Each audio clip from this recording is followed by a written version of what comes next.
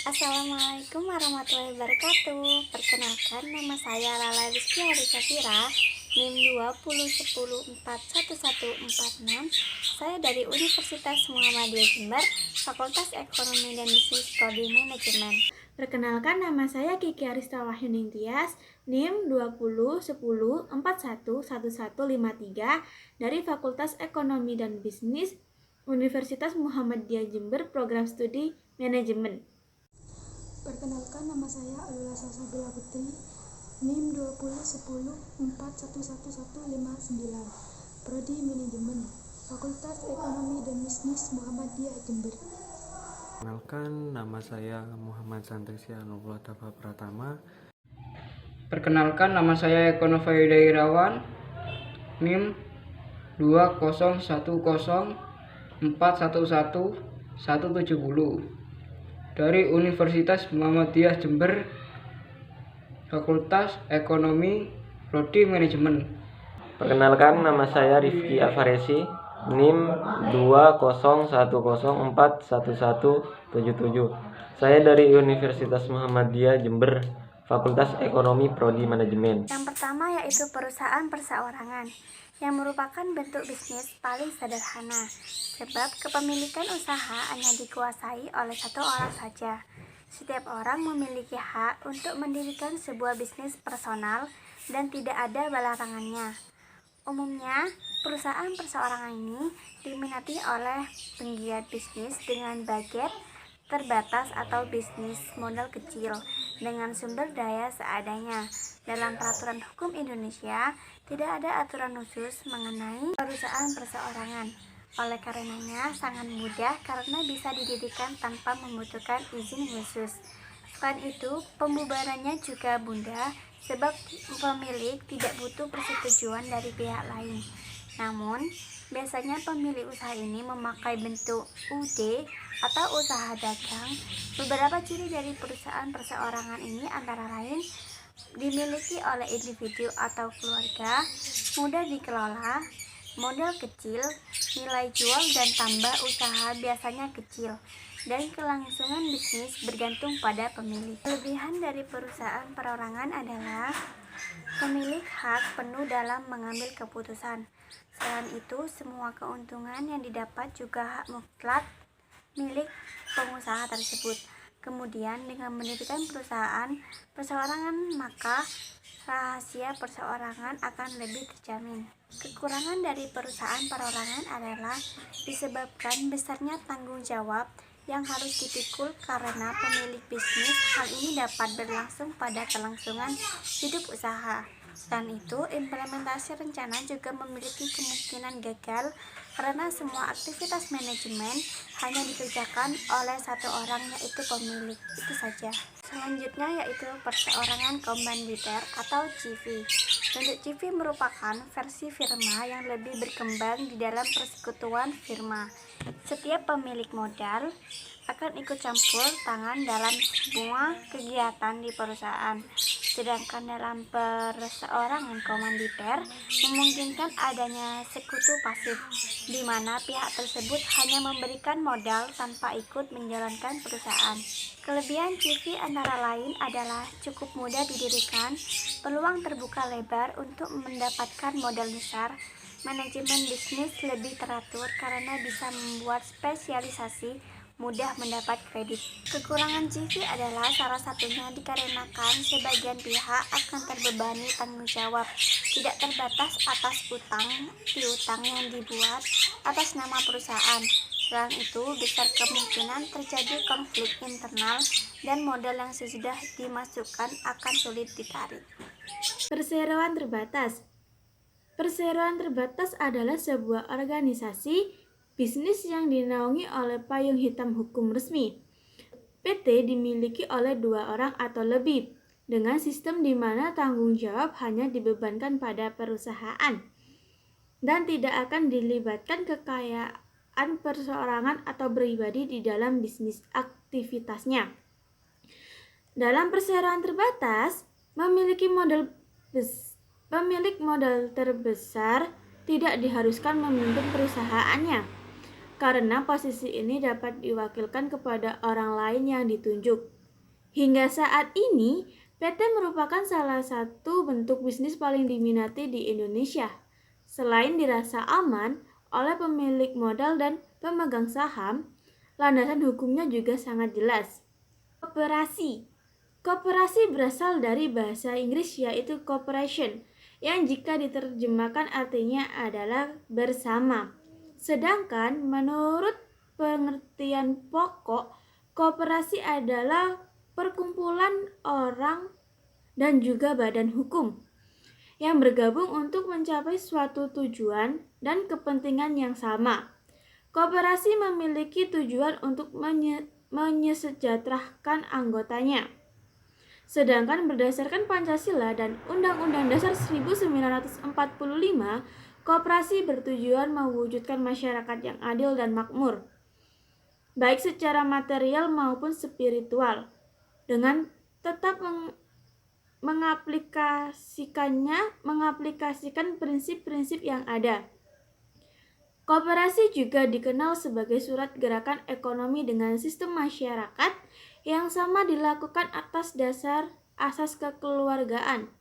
Selain itu, prinsip tertulis koperasi ini memiliki sistem demokratis. Bagi Anda yang memiliki rencana terjun ke dunia bisnis, ada baiknya memahami bentuk-bentuk bisnis yang ada terlebih dahulu. Hal ini juga nantinya akan mempermudah Anda memilih bentuk usaha seperti apa yang akan dijalankan dan menyesuaikan dengan modal dan sumber daya yang dimiliki. 2. Mengapa perusahaan harus go internasional?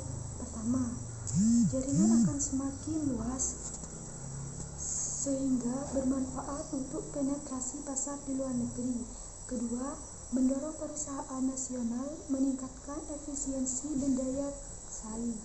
Ketiga, ekspansi dibutuhkan karena sistem kapitalisasi menuntut perusahaan terus mengakumulasi modal agar mampu bertahan di pasar. Peluang untuk mendapatkan modal cepat dan jumlah yang banyak untuk pengembangan atau ekspansi usaha di masa depan. Yang mana kerjasama ekonomi ini terbagi ke dalam 4 kategori, yaitu kerjasama ekonomi. Nah, yang pertama bilateral, yang kedua regional, multilateral, dan antarregional. Nah, yang pertama ini kerjasama ekonomi bilateral ini merupakan bentuk kerjasama ekonomi yang melibatkan dua negara yang tujuannya adalah untuk saling membantu. Misalnya adalah kerjasama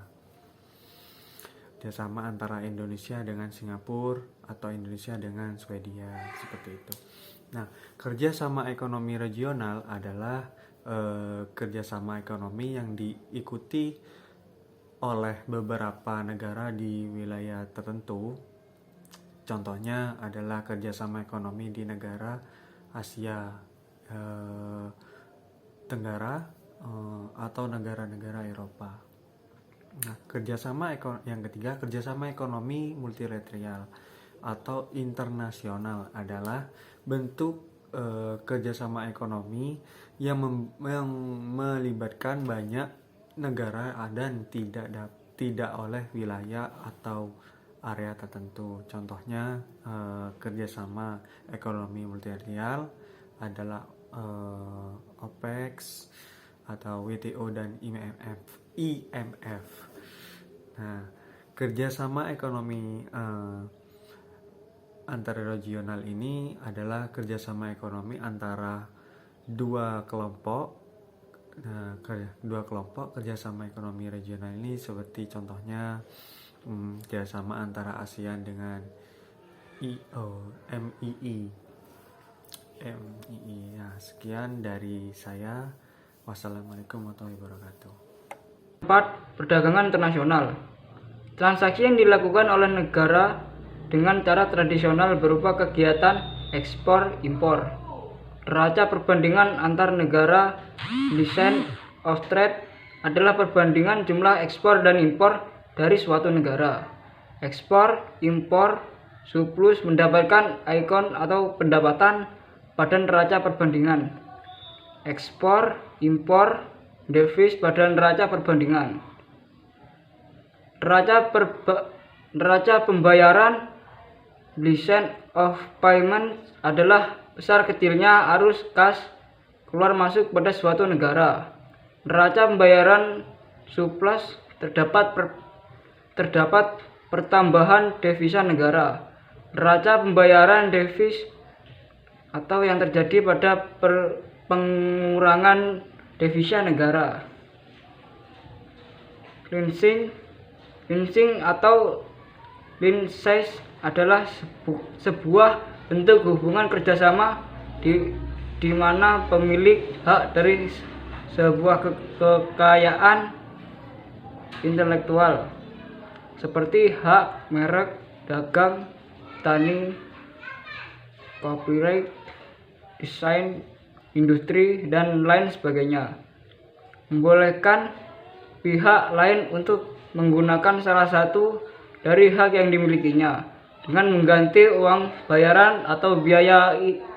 Lisensi dapat berupa sejumlah uang atau royalti. Contoh, Yakult yang ada di Indonesia mendapat lisensi Shirota Star Jepang. Starbucks atau ada di Indonesia mendapat lisensi Starbucks Washington. 3. Toyota Astra Indonesia mendapat lisensi dari Toyota di Jepang. Aqua produk air mineral yang berada di bawah lisensi Danone. Franchising adalah individu atau perusahaan yang diberikan hak oleh franchisor dengan cara membeli hak tersebut untuk area dan periode tertentu. Sedangkan franchisor adalah perusahaan yang memberikan hak kepada pihak lain untuk mendistribusikan satu produk atau jasa menggunakan merek, logo, dan sistem operasi yang dimilikinya. Dalam bahasa Indonesia, franchising disebut juga waralaba. Contoh, KFC, Ketuk French Chicken. 2. MC Donald. 3. Pizza Hut.